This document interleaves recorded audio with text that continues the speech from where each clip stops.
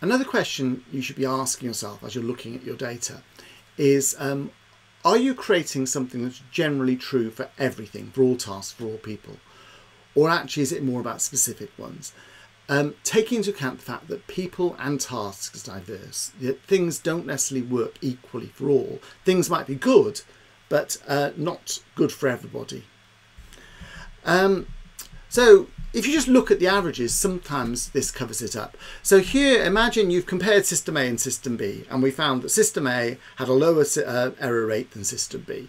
Sounds pretty good. And it's not very much lower here, but imagine 40 people, perhaps you did lots and lots of trials, and you might have even got your stats out and got your nice P numbers and felt happy with yourself.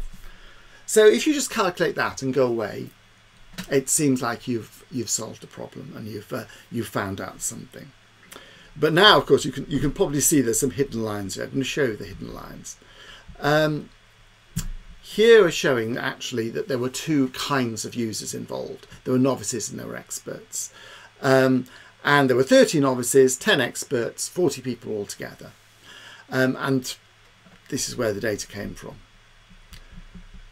But look, although System A had a lower error rate for novices, and because there were more novices, that showed up as a lower error rate overall. Actually, System B has the lower error rate for experts. And in fact, if you look, System A's error rates for experts is really, really high. So if you just took the bottom line, you might think, oh yes, we'll use System A, not System B. But actually, if most of your users are novices, that would be the right choice. If most of your users were experts, you've just given them a piece of software they're going to find harder. If it's a mixed bag, then you've got to obviously ask questions about how you'll deal with this. Ideally, what you'd go is dig in a bit deeper and ask, why is it that it's better for one than the other? So whether you're going to give it to one group or the other group, or whether you're going to just dig deeper and perhaps create something that has the advantages of both, has some sort of transition. But certainly if you just look at the numbers and don't look at that breakdown, you're likely to have problems. So remembering that, even actually you have something and it doesn't work, it appears to be disastrous. If there's even a small group of people for whom it works really well, that might be your market. That might be all you need. The same is true of tasks. So here's an example I was involved with this in some years ago. This was a thing called a pie tree, where you start with a pie chart, but you could click on any of the segments and it would explode. You can see a sort of fully exploded one in the top right, but it started off as an ordinary pie chart. And what we did was we compared that with a hierarchical standard sort of like file outliner style view of the document that again could open up. And asked, we could have asked which is better. But actually what we did is we had three conditions. We had one with just the visualization, one with just the sort of linear hierarchical view, and one with both combined where they operate in parallel.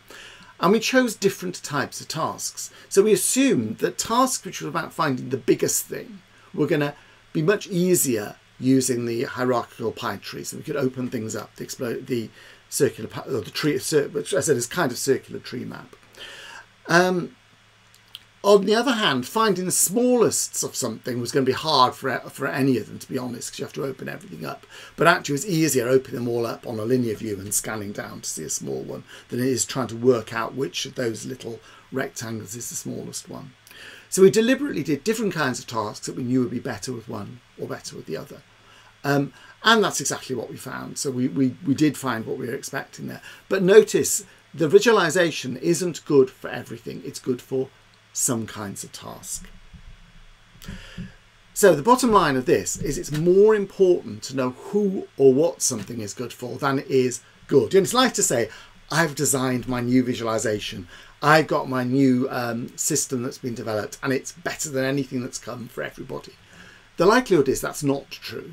It's usually better for some people and for some purposes. If you understand who it's better for and what it's better for, one is you're in a better position to then perhaps improve it for everybody, to actually make sense of that. But certainly, especially if it's if this is software development, it's about finding the right people to market it to. And if you assume it's good for everybody, what you might end up doing is actually foisting it on people for whom it's a disaster. Whereas what you want to do, of course, is give it to the people who it's going to make a really big difference to their lives and to their work with.